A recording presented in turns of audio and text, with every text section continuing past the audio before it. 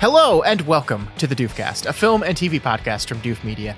My name is Scott Daly and I am your host. And joining me, as always, he's the stink spirit himself, just the grossest, most disgusting, awful. You don't want him. You don't want him in your bathhouse, but maybe you do want him in your ears. It's Matt Freeman. That's right.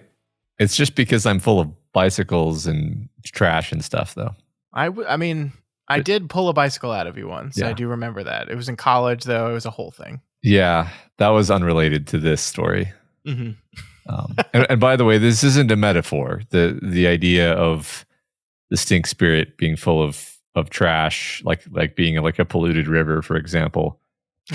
No metaphors. It's literally just a river spirit, but yeah, sure.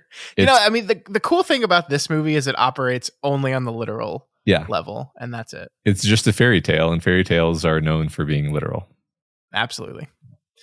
This week on the show, we are continuing our 25 best films of the 21st century so far, voted on by our patrons.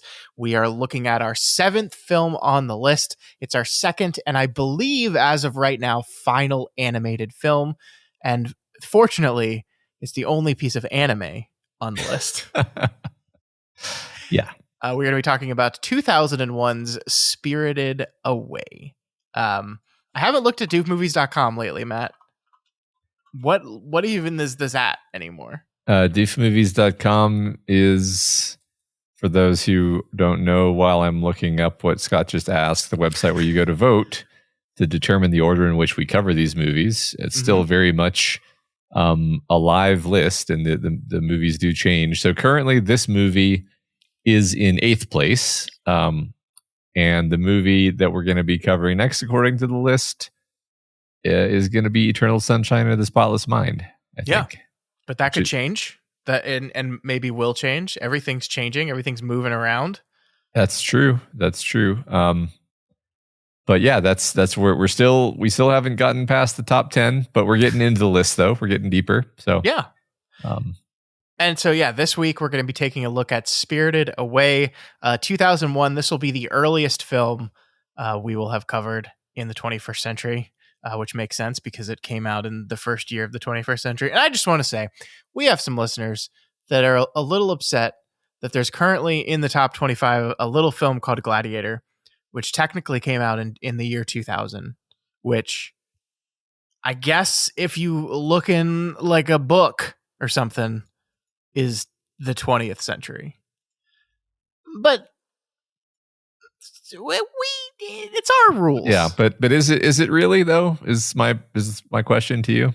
Yeah, because see, the last century started with 19. That's right. And then this one starts with 20. That's right. So when it switched over, like, no one had a party. I mean, well, they did have a party on the 31st of January or December, but 2000.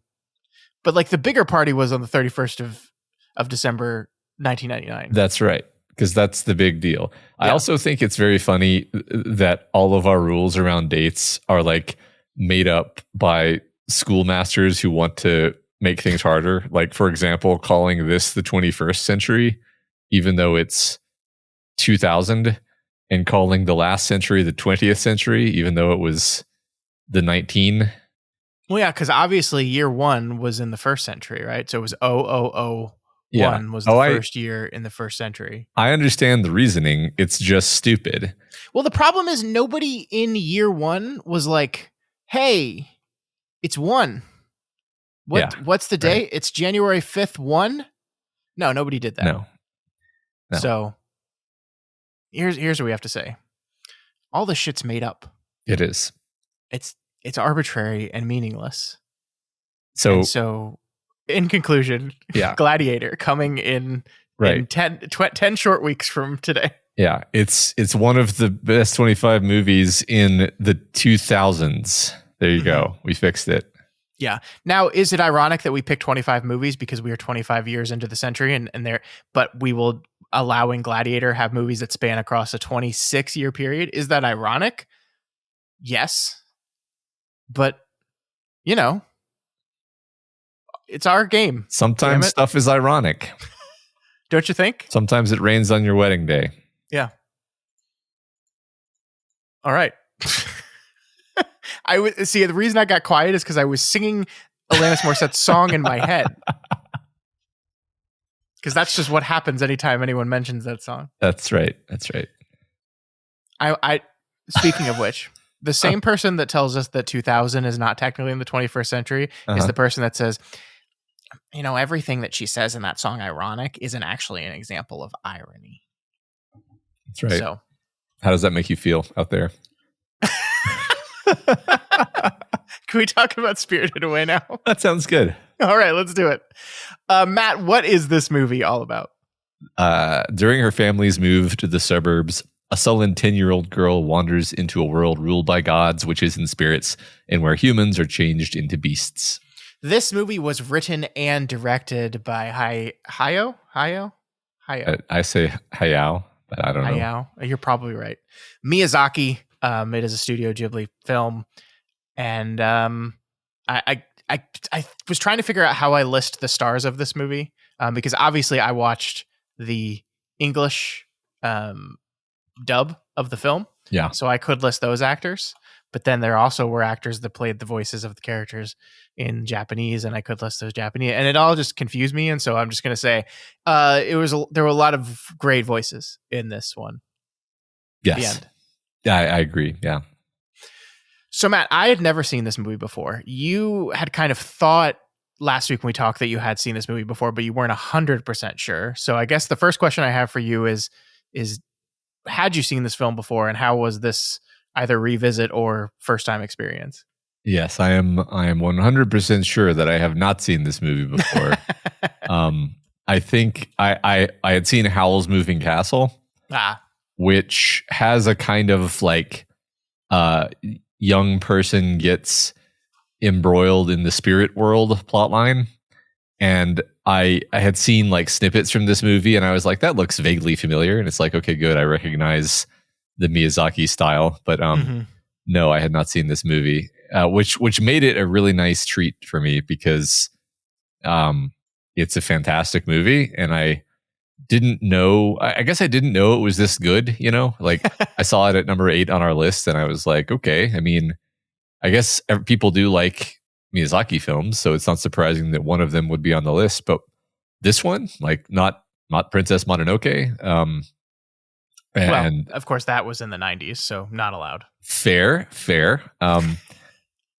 Which is an interesting point. I wonder how many other Miyazaki films would be at the top of such lists if it were. But that's a tangent. So I hadn't seen this movie, and I got to watch it, and it was like a delightful miracle of tone. It's like a little bit over 2 hours long, but you're just drawn into it. And he has this amazing sense of like both tone and pace, where you're never bored. You're always just like mesmerized and enthralled, but not because it's like, you know, it's never like nail bitingly intense. Mm-hmm. It's just like you just want to see what happens next, you know? Sure. I love it. Yeah. I'm completely with you on this one. I really adored this movie. I had never seen it. You know, I had seen, like, I think if you look over like the Miyazaki list of films, like I feel like I've seen spatterings. Like I've seen Howl's Moving Castle, I've seen My Neighbor Totoro, seen Princess Mononoke, and then I think I saw one of the more recent ones. I think Ponyo. I think I saw that one. So I'm kind of like a smattering, and this is so you kind of hinted the question of like, would pre-2000 Miyazaki films have made the list?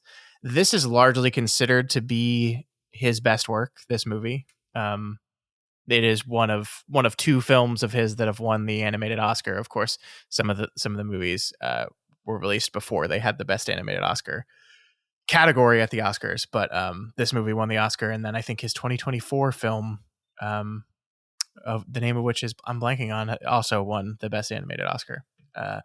But I think most people think this is his best work, so I guess it wasn't surprising for me to see it at the top of the list, as high up the list as it was, rather. But yeah, it was a blind spot for me, and I hadn't seen it, and I guess so. I kind of went into it with the expectation that this is probably going to be good, but I don't think I knew like how and to what degree. And I just, I was enthralled for 2 hours. Like visually, the movie is absolutely beautiful. The animation is stunning. The story is great. The characters are wonderful. Everything, like, it's so inventive and weird, and like you don't never know what's going to happen or what you're going to see, and it's just what a delightful time with this thing. I really loved it. Yeah. It's interesting because I guess just to briefly talk about other Miyazaki movies, like I think of Princess Mononoke as being a like kind of a harsh, it's actually quite violent. It's kind of hard to watch in some ways. Like it strikes me as being so different from this movie that I was really kind of taken off guard because I was expecting something, I guess, more like that for some reason. I don't know. It probably sounds silly actually, but because directors can make different things. But I think I've just been walking around with a really incorrect impression of what it is that Miyazaki does for a while. Yeah. It's really magical. It's a magical movie. It casts a spell on you, right? It's a movie about magic in a way, and I think there's a lot about it that is inducting you. I kind of love that the beginning part of the movie is this slow burn transition into the magical world, and I feel like it's sort of that is the part of the movie where it's casting the spell on you, because you are coming in from your mundane life, and the the way just like driving around the car is animated is so first of all, like really like accurate and clean. That's one thing you always love about Miyazaki movies is everything is animated in a way that feels very like, yeah, that is how that moves. I never really thought about it, but then you see it animated and it kind of pops out to you. But then you go from there into the magical world, and you're swept along with this character, and you come to identify with this character really quickly. I don't know. I'm just kind of narrating this because I can't remember the last time I saw a movie that I felt really succeeded on me in that particular way, where it swept me away to another world.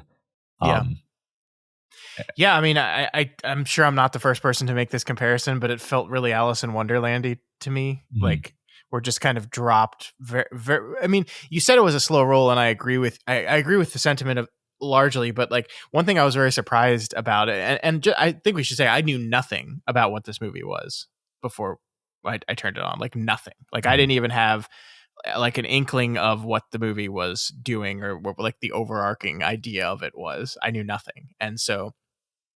That's, by the way, just the best way to watch movies. Like I know we really like trailers, and people really like the modern movie making is like we know all about a movie before it's released. But man, it is so fun to literally just turn something on with no knowledge of it whatsoever and just learn about it as you go. But like the movie starts and I was surprised. We have I guess we have the family driving to their new home. And I guess I was a little surprised ultimately that like we just kind of go right into the crossing of the threshold. Like I guess when I saw them, they were moving to the new home. I thought it was gonna be like there was a moment where like they get to the new home, they start moving in. Maybe the girl wanders off and gets into some trouble. I didn't expect it to just go like they're just on the way to the house, and then they stop at this place, and then their parents are pulling us through it, and we've crossed the threshold, and we're here, and the movie has started. I was like, oh wow. I mean, I liked it, but it just surprised me. Yeah, I liked it too. I guess, I had no expectations either, but it does keep a really nice clip. Yeah. I watched it in two sittings basically, and so I had some more time to reflect on it. Between the sittings, and I was like, man, I've only seen half of this movie. And we've done so many things. Like we've had the parents turn into pigs, and we had this whole thing with the guy who lives in the boiler room, and the tokens being passed down and grinding the stuff. And then there's a little creature. There's a whole sequence with the little soot creatures who are, enchanted soot Mm-hmm. that lift the rocks and put them in, and the rocks are really heavy, which is a detail that I just love, and I don't even know why. It's like, yeah, they're throwing the coal, but it could have just been coal. They could just be throwing coal into the furnace, but no, it's this incredibly heavy rock that of some kind, who knows what, and the little soot creatures start dropping the rocks on their heads because they don't want to have to work. And like it's like such an inconsequential little thing in the grand scheme, but like the whole movie is made out of bits like this, where you're like, oh, okay, and then we got a radish spirit. We got a radish spirit, and its butt. You can see its butt, and it's funny. And there's just like, I don't know. There's like so many set pieces that I don't even. I think even if we tried to, we like tried to talk about all of them, we'd probably miss some like entire pieces of the movie, because there's just so many of these little creative vignettes stacked on top of each other. Yeah, there's so much detail. There's so many different things, and even stuff that like we barely spend any time or attention on, like gets fully fleshed out. Like you could like we're drawn into this world, and we know nothing about it, and the movie is allowing us to kind of learn how all this works without directly telling us, but just moving our character through these different vignettes. And like every door that opens and every turn and every new character we meet is a new level of like, that's fucking wild. Like you talked about the boiler guy and his multiple arms, and then she eventually moves up to meet Yubaba, which is like this massive massive old lady, this like huge old lady, and just about the time you start getting used to how she looks and her comparison in size with Chihiro, like her giant baby comes bursting through the wall, and it just like, and that's the whole movie. It's moments like that of just like crazy stuff keeps happening, things you've never seen before, wild inventive characters and ideas, and it just never lets up. And like I loved it. Loved it, all of it.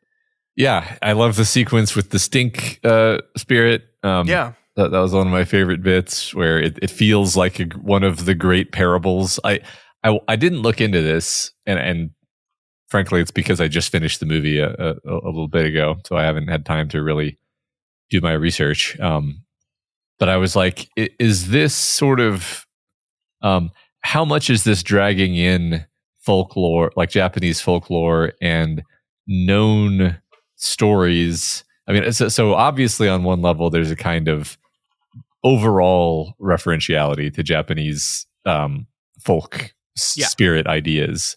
But I'm like, are stink spirits a thing in Japanese folklore?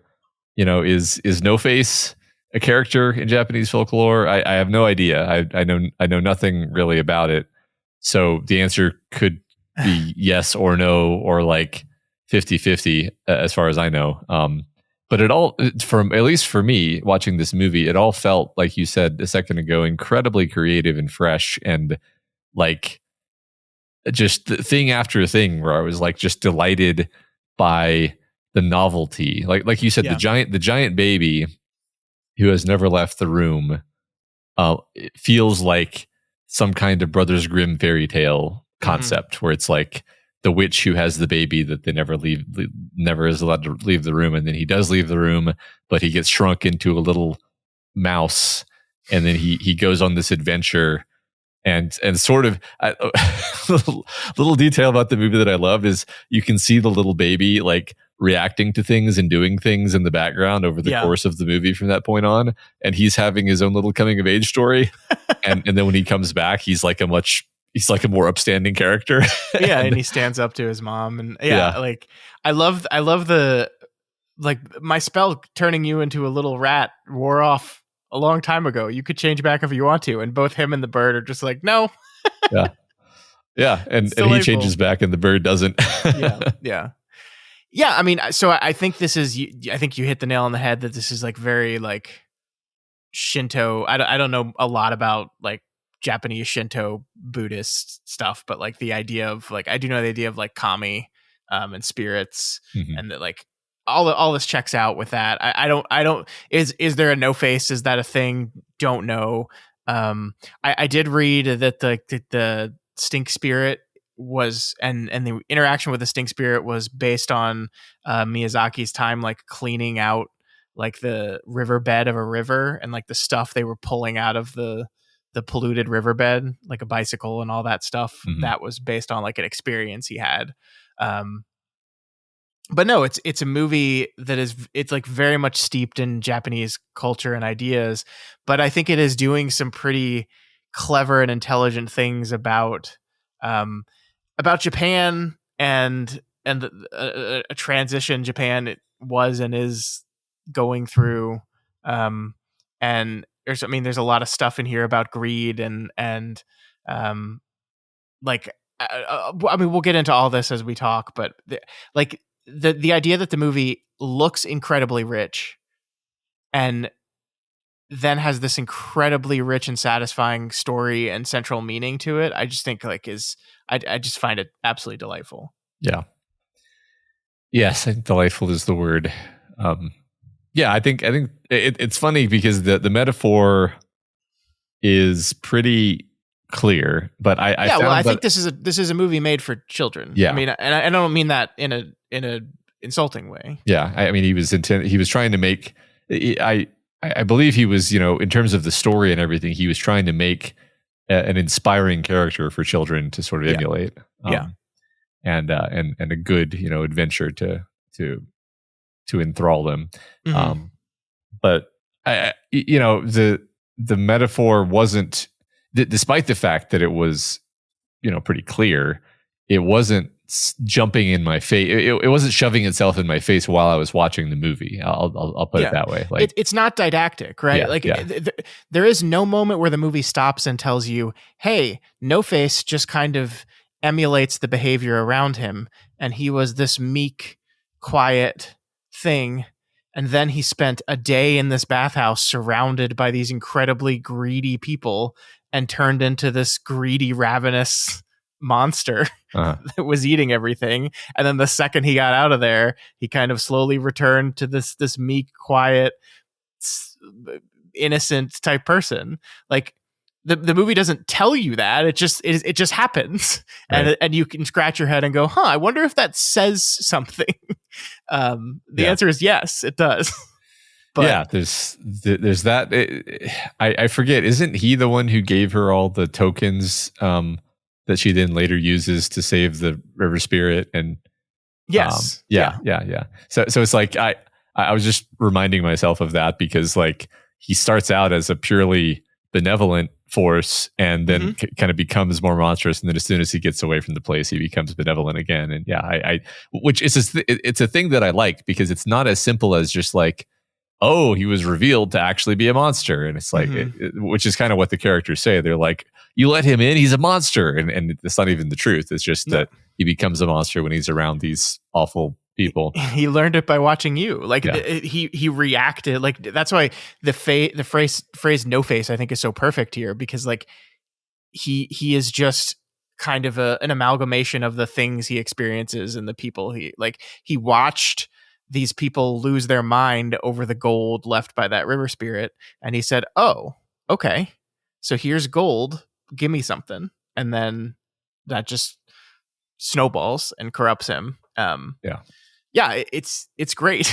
It's really great. And I mean, I think the idea of greed and the corruption of greed, I think, is prevalent through all of it, right? Because that's the opening thing with the parents, which is a scene that I found incredibly disturbing. Like I love the way the movie situates you is her parents pull her into this place, keep pulling her, and then see food, and just like even before they turn into pigs, are just like going to town.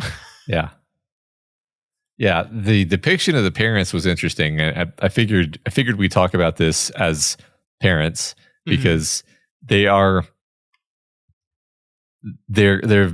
very imperfect, right? Like the dad, he's kind of got this like bravado, and he's always like forging ahead and not really paying attention to whether his wife and daughter are following him or interested in what in where he's going. He's almost like a little boy, really. Like he almost acts like a 4-year-old who's just like, sees a duck and just like goes for the duck, and you're just like, what that stop. Like that's what the dad reminded me of. Mm-hmm. There's almost like something to the way that he walks that reminds me of a kid. Sure. And then the mom, it like seems sort of like always, negative and criticizing.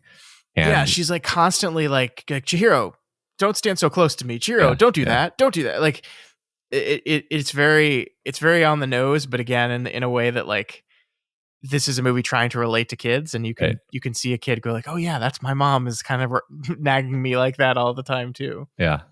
But I liked it because it doesn't, you obviously understand why she wants to save her parents. Yeah. But I just like that it doesn't like make her parents seem perfect. Because it's like, look, they're her parents. She wants to save them because they're her parents, but they're also kind of idiots. Or they're just as much idiots as everyone's parents are, which is to say they're human. Yes. And they're susceptible to all the human frailties, like, gluttony and greed in this particular case. They are drawn into the spirit world through curiosity, which is not really a fault, I wouldn't say. But I mean, maybe they're a little bit incautious. I think like the fact that they're jumping across these like slippery rocks to get to the bridge and like not really paying attention to the fact that their daughter is struggling with this. Like there's a lot of like borderline negligence and indifference toward her, the fact that she's in the back of this car with all this crap in the beginning. Yeah. And, her needs don't really seem to be important to them. And then, then they, because of their selfishness, they turn into pigs, and now she has to save them. It's wonderful, like fairy tale stuff. There's a great moral lesson embedded in all this. It's great. Chihiro is such a great person, and you said like the Miyazaki specifically made this movie to create this character that you want to emulate, and that she's perfect. Like, right? I mean, she is, but not in a way that ever makes the movie dull. Like she is a girl that is always going to do the right thing, and that her actual struggle is because of this kind of constant desire to be doing the right thing at all times. And like the idea that like her primary goal here is to both escape and then get her parents, but the gift that she is given from the river spirit by helping out the river spirit is meant for her parents, but then of course she uses it 2 times on other people to help them. And then like the moment where she realized she's gonna have to make this journey to return a stolen thing to help her friend, she's just like, I guess just my parents are just gonna have to wait. Okay. And it's like she never even falters with that idea. It's just like, he's a friend, I have to help him out, and I'm gonna do that. And so like, this is a little girl that is surrounded by corruption and greed and jealousy and anger and all these things, but never wavers from who she is and what she wants to do. And I mean, it's definitely a coming of age tale too, right? Mm-hmm. But we see her grow, definitely, because toward the beginning of the movie she's much more just terrified, crying, shrinking away from everything. And Haku has to tell her what to do, and she's brave enough to do it, but she's very scared while doing it. And the character we see during the part where she's going into the boiler room for the first time and then going up to talk to the witch for the first time, she's just terrified of everything. She's barely able to do it. And then later, I think a lot of time is implied to pass, and she's working as the I think it's funny because I think it's just implied that she gains a lot of toughness through all of this manual labor in the bathhouse, basically. And then kind of after some amount of that, I think by the time we get to the stink monster scene, she now kind of has her spine, and she's able to be brave and do stand up to her fear without quailing. And then that's kind of who she is for the rest of the movie. But that all felt very organic and satisfying. And like you said, it's not like this character is nothing more than a good example. The good example part is that she starts out afraid. She is afraid, but she rises above that and toughens up. Yeah, I mean, I think one great example of that, just visually, is the first time she goes down the stairs to get down to the boiler room. She is so cautious, right? Like these are. She's kind of high up. These stairs are. She feels very unsafe, and she's very slowly trying to go down the stairs, and then eventually slides and trips and has to like rush her way down. And then we see her when she is trying to get No Face out and to ultimately leave. Like she's just taking the stairs like they're nothing. Mm. Because she's stronger and grown to not fear them anymore. I mean, yeah, she definitely enters this whole thing a child, and just by the situation is forced to grow up. And so yeah, it becomes this coming of age story. I also find it like metaphorically really interesting that the one thing she's told immediately is if you have to stay here, if you want to stay here, you have to get a job. Yeah. And that's so like that's so a specific thing too, is like you only have value to this place if you have a job. Yeah. If you don't have a job, you have no value. And like this is I like I'm not gonna do the because capitalism thing. I think it's less because capitalism and it's more this is a movie about Western influence on Japanese culture. Mm-hmm. Like this is a place where we see lots of spirits go, and these are like a lot of very very old Japanese cultural ideas of spirits and again Shintoism and all these things. And then we have our main character, our main villain. What is her name again? I always forget her name. Yeah, me too. I think it's like I think it's Yabubu. Yubaba. Yeah, I get it confused with Baba Yaga. That's fair. She is dressed, and I looked this up because I'm not confident about my interpretations of any of this movie. And I also, this is one of those movies where I feel like everything I have to say about it has been said 8,000 times before. But I'm just gonna have to work through that. But like, she is dressed in this movie in very like Western, like European garments. Like everyone else is dressed very like traditionally Japanese. She's not. And even I think her room is decorated less traditional Japanese. And so this is a person, and what is her driving force in this thing? It's greed, it's consumerism, it's like this guy, the No Face is running around eating people and destroying the place, but that's fine because he's rich and we can try to get as much money from him as possible. And her value, everything she places value in is monetary. Like one of my favorite moments in the movie is when Haku is like telling her you've lost something you treasure and you don't even realize it. And what he's talking about is her child. Right. The first thing she does is pick up the gold and make sure it's still there. Uh-huh. And then she goes, wait a minute. That's perfect. Yeah. Yeah, right. I mean, I think I do agree that it is a great, it is a fairy tale about fundamentally greed in the simplest level, right? It's like, look, this is what happens. It's not just the witch who owns the place. No, it's all the people there, all the people that work there. Yeah. They're all obsessed with, being paid money and the hierarchy of the place, and they're all constantly greedy for things. And I love the idea that it's so. I want to pick at the idea that it's a bathhouse because that's just such an interesting concept to me. I love this as a setting for like a fairy tale situation because it's not. I was thinking about that in particular because I'm like, it doesn't strike me. That it could have been like a metaphorical car factory or something where it's just like more superficially gross, but it's actually like kind of a beautiful place for all the fact that the people there are greedy. There is like an energy to the place. It's not altogether unpleasant, right? It's not an ugly point I'm making is like it's not depicted as an ugly unbeautiful sort of bad place. Like it's actually a beautiful place, and the spirits come there.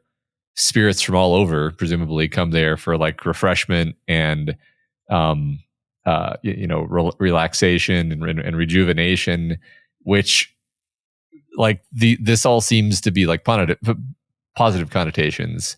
So like Yeah. the existence of the bathhouse is not bad. I think. I mean, these are all my feelings and my sort of emotional reaction to the movie. It's not like there being a bathhouse here is the problem. It's like No. the I don't know if the word is corruption, but it's because it's like I'm pretty sure that bathhouses, even in like feudal Japan, I feel pretty sure you still had to like pay to use them, right? It's not like you Yeah. could just so like the market was a thing before the Western influence came, right? So Oh, certainly. Yeah. I'm just trying to tease this out because I agree with you that there's definitely a it's I'm thinking this out in real time here. So what you just said about like the witch, I'm going to keep calling her that because her name just cannot stay in my brain. Her aesthetic is very Western coded, Mm-hmm. and it's like she has either taken over or perhaps been seduced by these ideas, and maybe took what was a beautiful, culturally appropriately functioning bathhouse and has kind of corrupted it from the top down into being this profit-seeking enterprise in a way that is damaging to its damaging to what exactly? Like that's the thing. I'm still trying to. It is very heartless. Like the idea of like you if you don't have a job, get out of here. Yeah. I don't know. I'm trying to figure this out. I don't think I'm doing a good job though. So Yeah, I mean, I think you're right that like about like they're performing a service, and we see the benefits of this specifically. We have the stink spirit that comes in. It's revealed that no, this is just a river spirit, but the river was polluted and destroyed and corrupted, and this place cleans it and frees the spirit from that. So like this is a place. This is a place where like is a place to clean yourself, to rest, to relax. Like these are all good qualities and good things. And we see over the course of the movie that Chihiro helps this thing out. I think it is telling that she does this good job and helps the spirit free itself from its pollution. And everyone like cheers her on, but Yubaba is like, "You great, he was rich.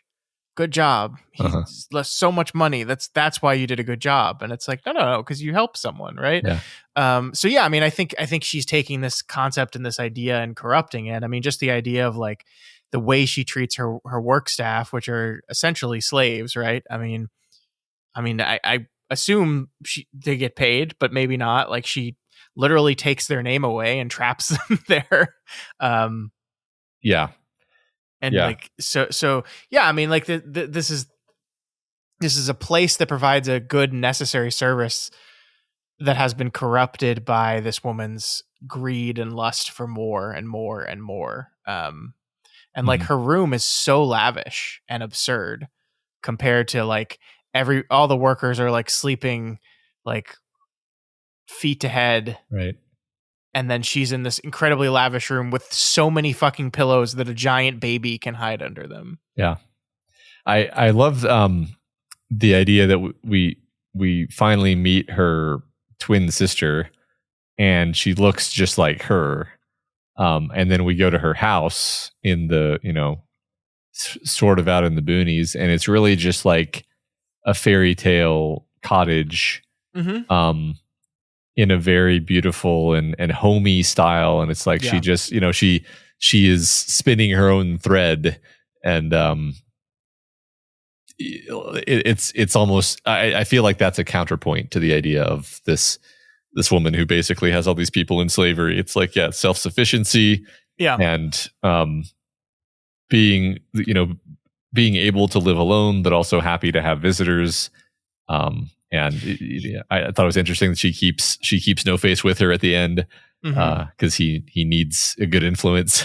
Yeah, and she will be a good influence on him. I mean, totally. Like environmentalism is definitely a theme of this thing too, right? Like, and that is not something that is unfamiliar to Miyazaki. Like, I mean, we've both seen Princess Mononoke. The message in there is very clear, but like I just the when we learn, when Haku learns who he is and we learn who he is, and just the way, again, the way in which this movie is never didactic, but it's just like, I remember you now. I fell into a river when I was a little girl, and you were that river spirit, and you pushed me out. You saved me.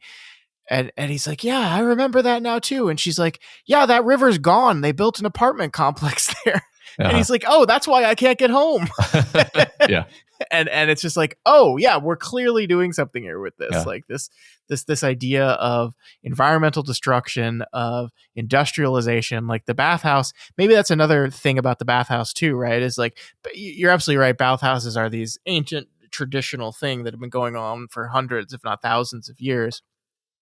This is a very specifically industrial bathhouse. We have this guy working in the basement, like constantly keeping the fires burning. He's enslaved soot. Yeah. And the spell, look, we are told if they stop working, the spell wears off. They're LLMs. Yeah. That's perfect. Yeah. And like they clearly have some level of agency in their lives, right? Because we do get the scene that you already talked about, the wonderful scene where one of them drops their stone, she picks it up, and the rest of them go, hey, you tell me if I drop this on myself, this girl will to do my job for me? Awesome. And yet they are people that are like bound by the spell that continue working or cease to exist. Like, and that isn't, again, with the idea of you have to get a job, and the industrialization of it and all these things. And yeah, I mean, I think, again, what I think we talked about at the beginning, like it's not muddled. It's not complicated. It's just not didactic about it.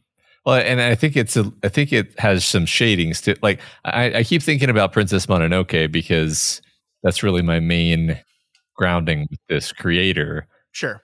The thing about Princess Mononoke is it simultaneously has some, like, it's obvious what the metaphor is, but it's less clear what the moral is. And I think that's by design, because like my recollection of Princess Mononoke is that by the end of that movie, you're not really supposed to think of any particular person or group as the villain. You have like the forest creatures and spirits. Essentially, you have sort of a spirit world, which is depicted very differently than this movie, where it's really just like a bunch of giant animals and kind of like wild in the like dangerous sense stuff going on in the woods. And then you have the encroaching human settlement, which is very industrial. It's drawn as very industrial and oppressive. Yeah, it's gun like the idea that they have guns is this defining image, right? But at the same time, the movie is not saying like humans bad, nature good. Like the nature is kind of violent and dangerous, and inhuman, like distinctly inhuman, and the human settlement, for all the fact that it is, steel and fire, it's got the humans in it, and the humans they're kind of just trying to survive and carve out a place for themselves to live and have some security and prosperity. And my recollection of that movie is that it is not didactically saying like the humans are awful and how dare they. It's just like, look, it's kind of inevitable that these two forces come into conflict. Neither of them is like wrong. They're doing each side is doing what they think is necessary, and there's kind of a tragedy to that. And it's an inevitable tragedy, and we can feel sad about it even though we don't necessarily have an answer or like a solution for you. And that's kind of the same general vibe I get from this movie, where, like we've talked about, the metaphor I think is evident. The lesson in like a societal scale is a lot less evident, because it's like, well, what are you supposed to do exactly? Like, and that's fine. The children's movies don't need to tell us how to reorder society. I think the way in which it does have a sort of clear moral lesson is like, be brave and upstanding and protect your friends and act through loving and caring motives, and don't act through selfish motives. Yeah. All that stuff. Yeah. I mean, I pretty much agree with all that. I think Mononoke ultimately was like a tragedy. Like it is uh, a telling of this inevitable conflict that at the time of the movie had like already happened, and like the industrialization side won, right? Right, Like right. like it won. Um, it doesn't necessarily win in the movie, but like there is this inevitability of it and tragedy of it that these forces are going to come in conflict, and eventually one will beat out the other. So I agree that's not really didactic. It's just like, isn't this kind of sad that this is this inevitability in just the ongoing existence of humanity, that this is going to happen, that these beautiful places will be corrupted and destroyed, um, for the sake of progress. Yeah. Um, but it's not saying like progress in and of itself is bad. It's just this is just one of the inevitable results of that, and that's sad. This is I agree, much more of like a fairy tale fable of this is what it means to be a good person. Yeah. This is how you should behave. Um, it shows you people being greedy and selfish, and then shows you the girl that saves the day and wins and does everything right, is not that. Yeah, yeah. I think even less so than Mononoke is this movie trying to say like we need to reorder society and get rid of all this greed. It's more just saying No. like isn't it kind of disappointing that there's all this greed, but hey, at least in a world that is like this, you can still have your own personal honor and you can still do what's right. Yeah, I mean, like she doesn't like fix the bathhouse, right? Like, Right. like we don't overthrow Yubaba or anything, and like install her twin sister in power with promises to reformat the bathhouse structure. It's just she gets away. She and her parents are released from their curse, and also we get to see that our why can't I remember the names of this? Haku is freed as well. Um, and maybe like the implication is the little baby man is gonna help his mom get a little bit better, Yeah. but maybe not. Like it's not a movie in which she's changing, she's overthrowing the system of government of the bathhouse. It's Right. just she wants to get out of there, and she learns the ways to get out of there, which involve her being righteous and moral and good. um I wonder what your interpretation of the ultimate final test is. So the end, they basically cut a deal that if she can pass one final test, that Yubaba will release her, and the final test ends up being, look at all these pigs and tell me which ones are your mother and father. What is that testing ultimately, and what is it about her that allows her to pass? Yeah, I was thinking about this. It's actually really I think it's funny because I was just thinking about that when you asked, and so that's why I laughed. I my thought, and I'm not too confident about this, is maybe earlier in the movie, toward the beginning of the movie, when she was more afraid and desperate, she would have kind of panicked and picked two of them and just to be like, it's that one and that one. I think I mean, it kind of looks like him, but I'm not really sure. But this is her having the confidence to remain still and calm in this tense moment where kind of everything rides on this, and sort of see through to the solution, which is like, hey, this is a trick. It's none of them. And or even just she's not even actually saying you're tricking me. What she's saying is, I know what my parents look like, and they're not here. Yeah, you must be mistaken. Yeah, yeah. I like that. I mean, if I'm trying to kind of meld it into the kind of coming of age portion of the story, like a child has a very like simple understanding of who their parents are, right? And perhaps as you grow older, you begin to understand your parents a little bit better. It is like, it is very simple to see her parents as just like, it is almost the the thing that happens here is they're greedy, and their greed gets reflected in them and turns them into pigs, right? Yeah. That is what we're saying here.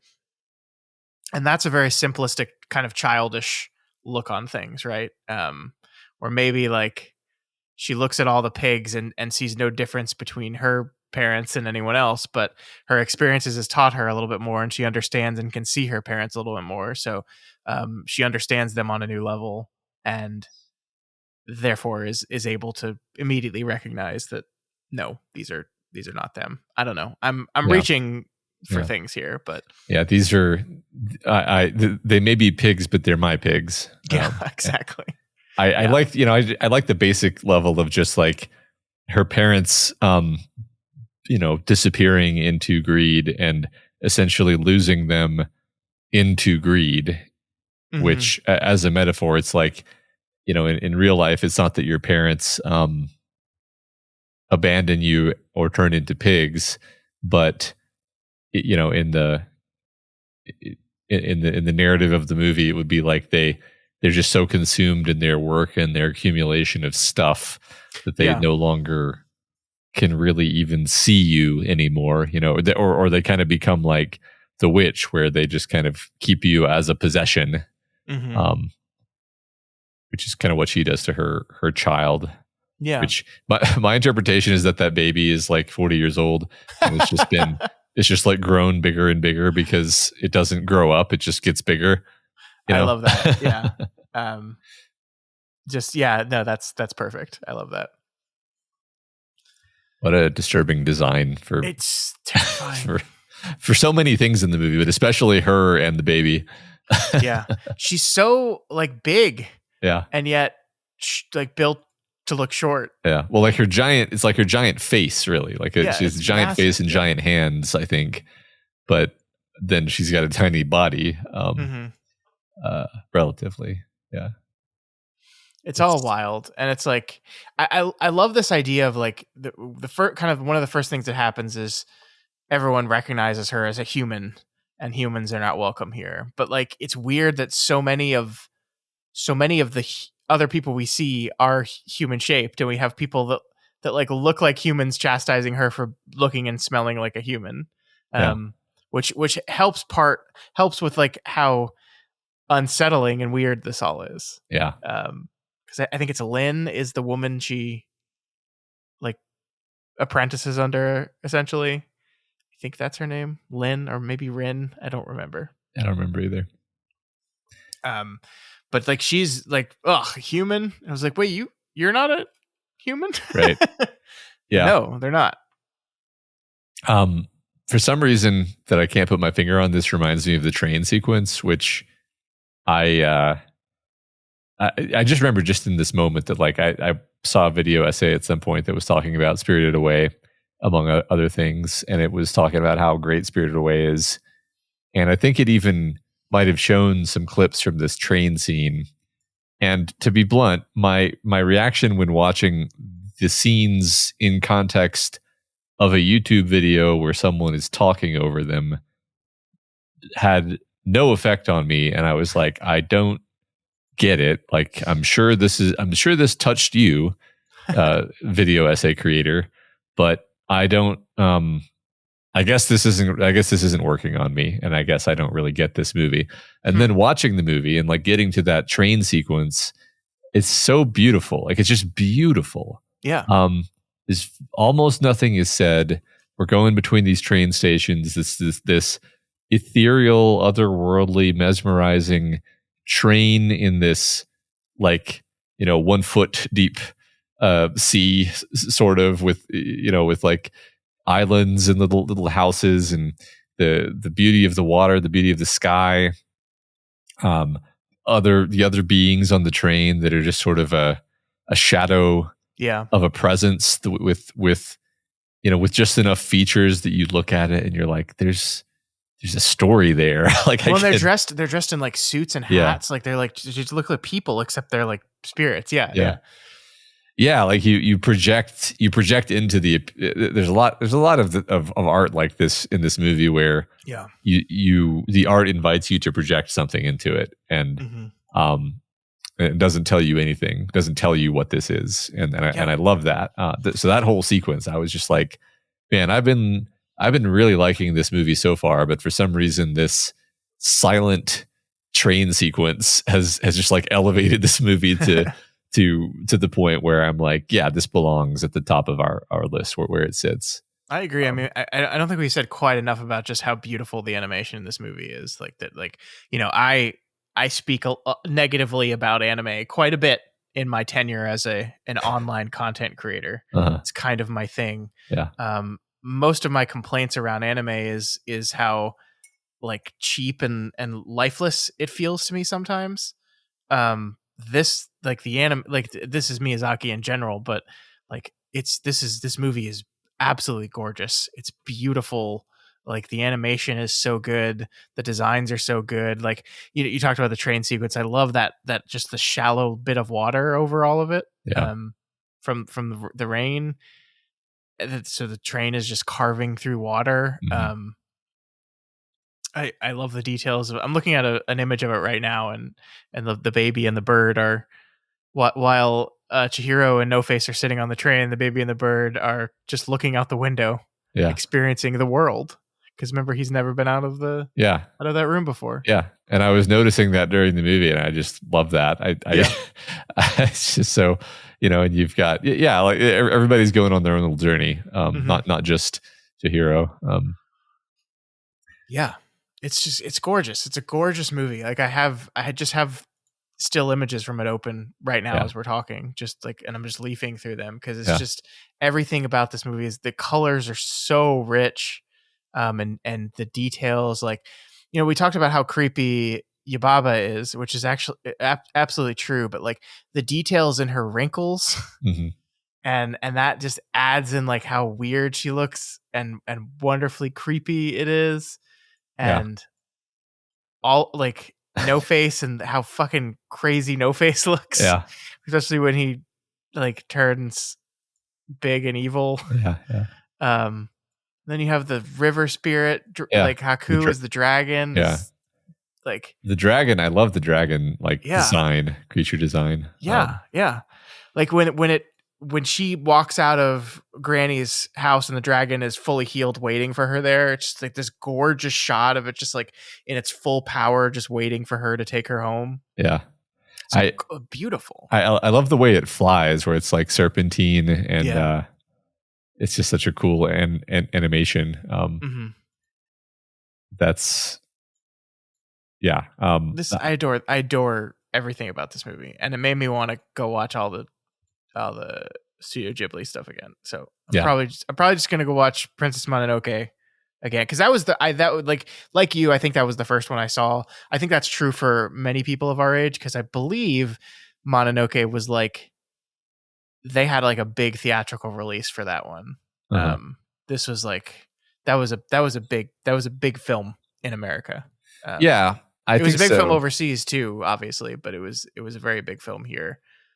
I mean, it's funny because it's also like a lot edgier than this movie. Like I definitely watched Princess Mononoke with my high school friends, and we were like, oh yeah, there's blood. Yeah, the dude was like fucking shooting arrows so hard it was ripping dudes' arms off. Shot a dude's head off with an arrow. Yeah, sick, man. Yeah. Whereas nobody ever gets the coolest thing that happens in this movie is when the old lady tries to kamehameha the No Face, and it looks incredibly badass, and then it has no effect, and then he just like vomits all over her. Yeah. I also feel like the English dub of Mononoke was one of those ones that, like, as part of like the big rollout of this movie, they got some big name voice actors for it. Yeah, American voice actors for it. I can't remember who it was though. All I remember off the top of my head is that Gillian Anderson was a wolf. Oh yeah, no, you're right. I'm having trouble seeing it because, like, when I look at the cast on IMDb, it's just the Japanese voices, which makes perfect sense, but it's making it difficult for me to find out who the American. Yeah, in Mononoke, we had Billy Crudup, Claire Danes, Minnie Driver, Billy Bob Thornton. Yeah, there we go. We had Gillian Anderson. We had Keith David. we had some others that the names don't immediately jump out to me, but Yeah, and y'all don't understand.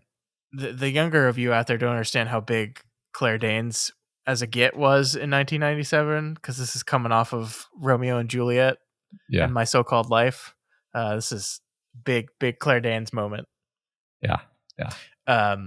And I think this movie has very good dubbing too. I don't think the voice actors in this movie are not like, they didn't go the route of like, we're going to get a bunch of famous people. I think they just got a bunch of like very talented English voice actors. Yeah, yeah. I didn't recognize any voices this time, so Yeah, I recognize some. I didn't recognize the voices. I recognize some names of things I've seen these voice actors do in other stuff. Um, and I think no, I recognize one voice. I think it was for the baby.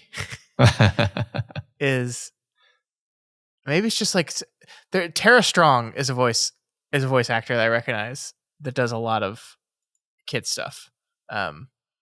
And I recognized her voice, but I don't remember who it was from. okay. But Yeah. that's it. Okay. Yeah.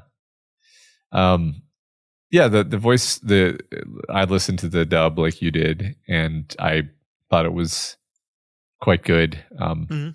I generally prefer subtitles, but I feel like, I think we talked about this last time, for these Miyazaki Studio Ghibli films, they put a lot of effort into the dub, so I think it's not as iffy as dubs can sometimes be for anime. Yeah. No, I agree. I thought it was very well done. Maybe one day I'll go back and listen to the Japanese version, but I've never been like obviously, because I'm not an anime fan, but I've never been like someone who's very sacred about that kind of thing. Yeah.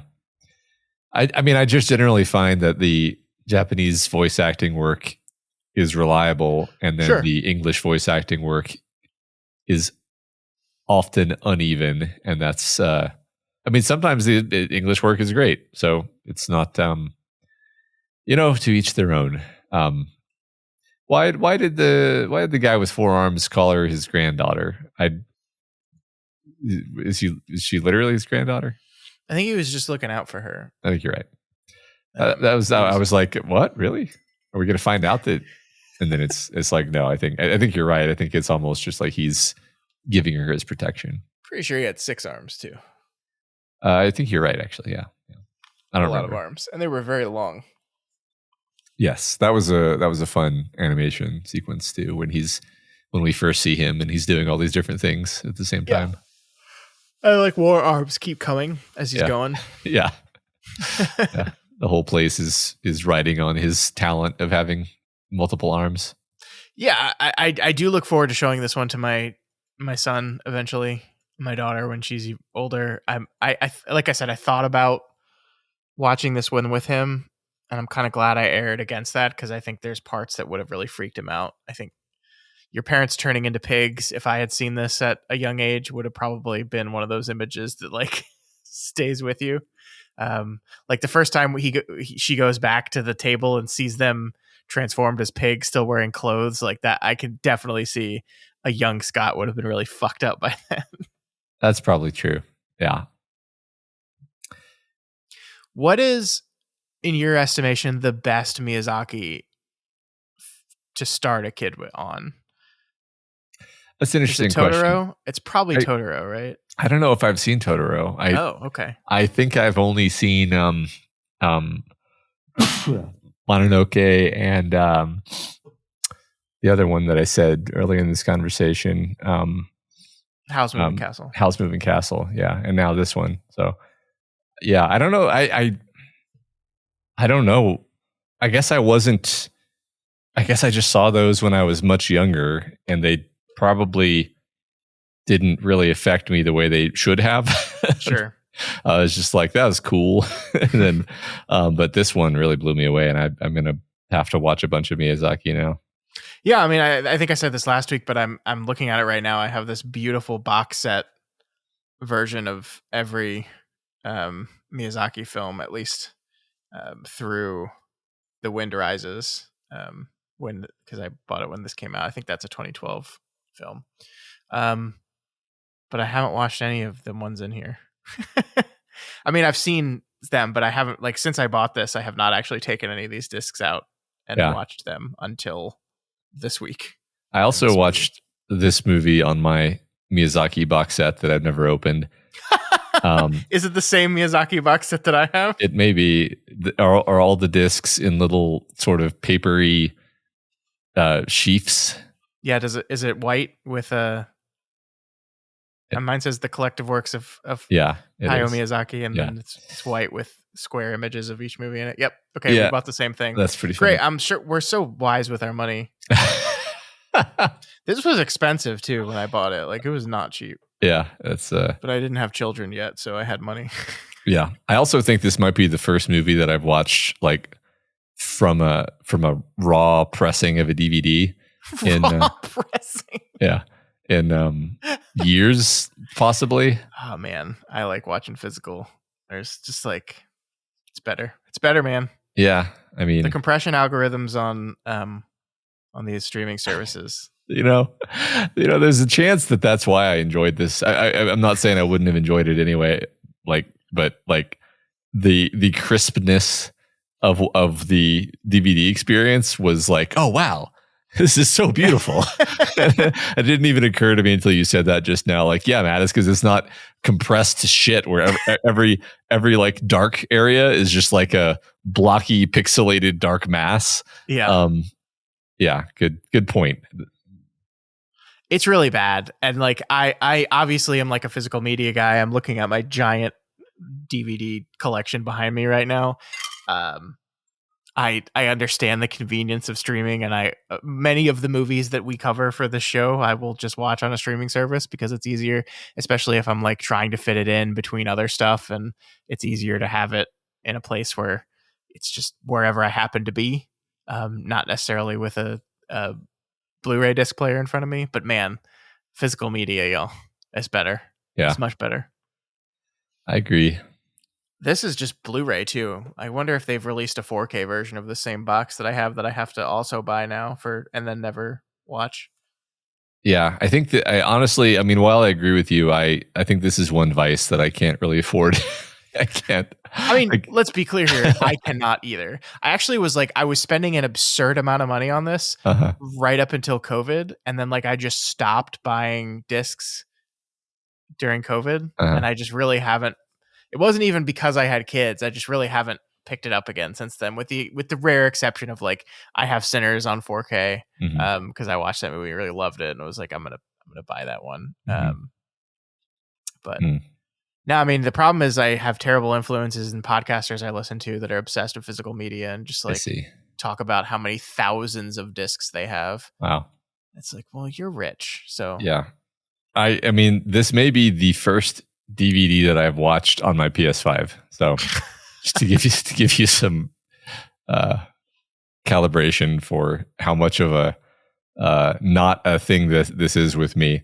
This is good though. It's good that we had this conversation because I don't know if I knew what I was missing. Honestly, I was so used to watching compressed, ugly movies on my extremely nice television that I may have never seen an actually nice movie on my nice television. So, yeah, I mean, people talk all the time about like how bad a lot of modern movies look these days, and like, it's not that I disagree with that. Like, I watched Jurassic World Rebirth last weekend, and that movie is dog shit.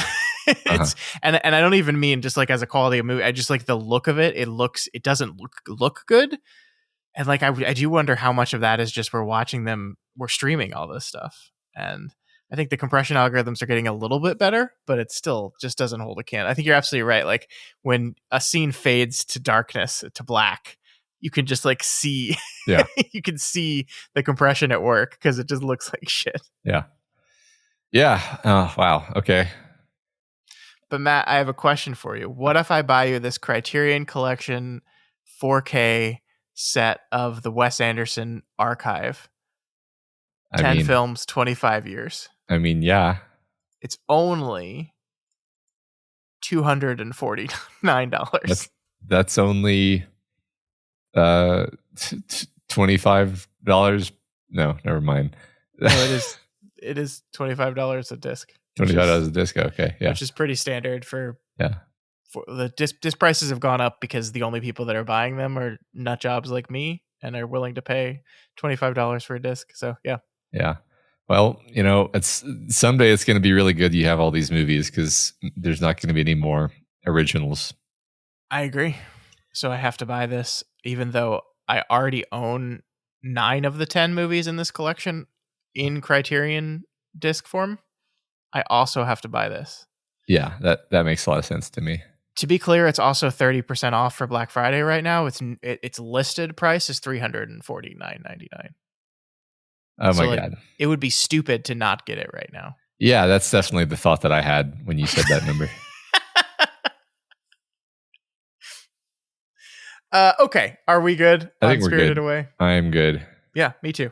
So yeah, I'm happy that this movie that made the list. I'm happy that because of this whole thing, I got to watch a Miyazaki film I hadn't seen yet. I'm happy this movie won an Oscar.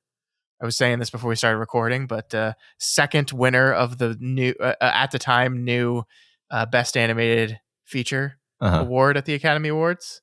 The first one, Shrek. Beautiful. Following the footsteps of greatness. Anime has won this award 2 times in the past 25 years. It won the Academy Awards this year, and it won in 2024 for Miyazaki once again, The Boy and the Heron. So that Miyazaki, he's doing good. Yeah, love him. I wonder if the anime takeover that we talked about a couple weeks ago is going to make it so anime films are just going to be winning this award all the time now. It's possible. Probably. Anime is sensing a weakness in Pixar, and they are attacking ruthlessly.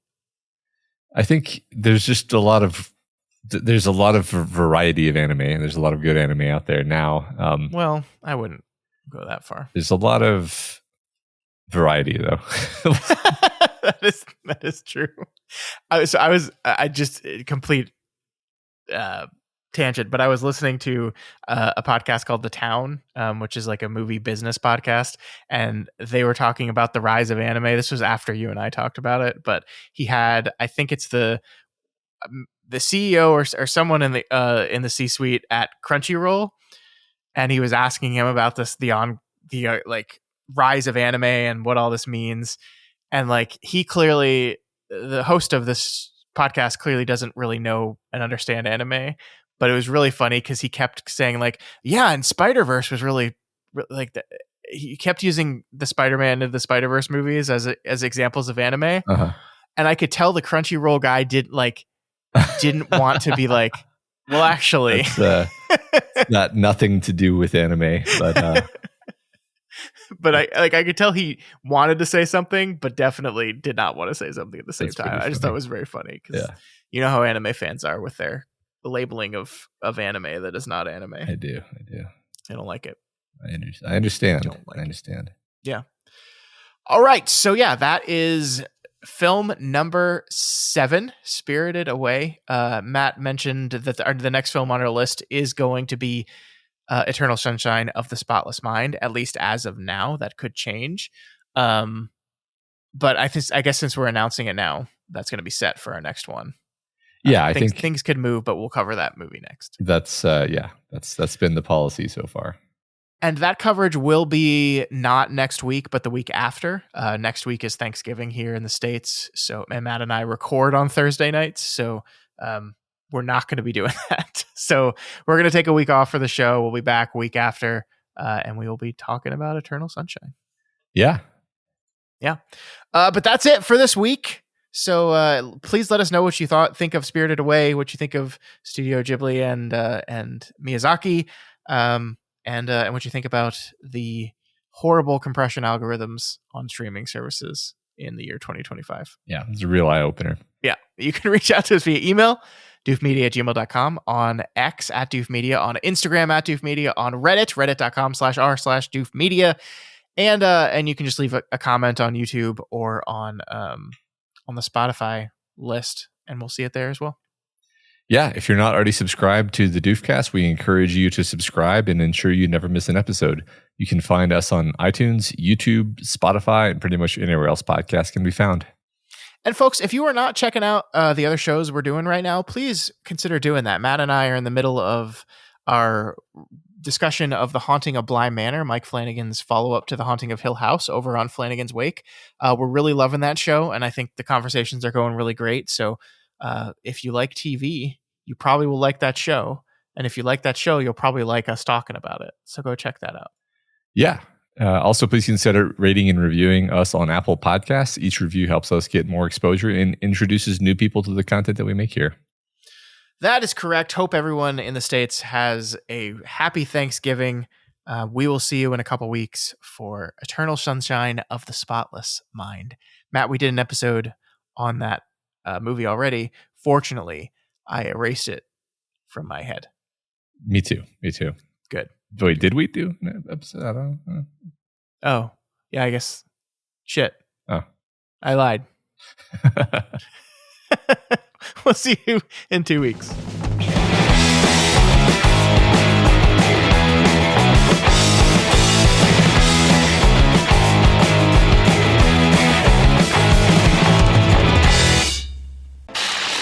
My name is Doof, and you'll do what I say. My name is Doof, and you'll do what I say.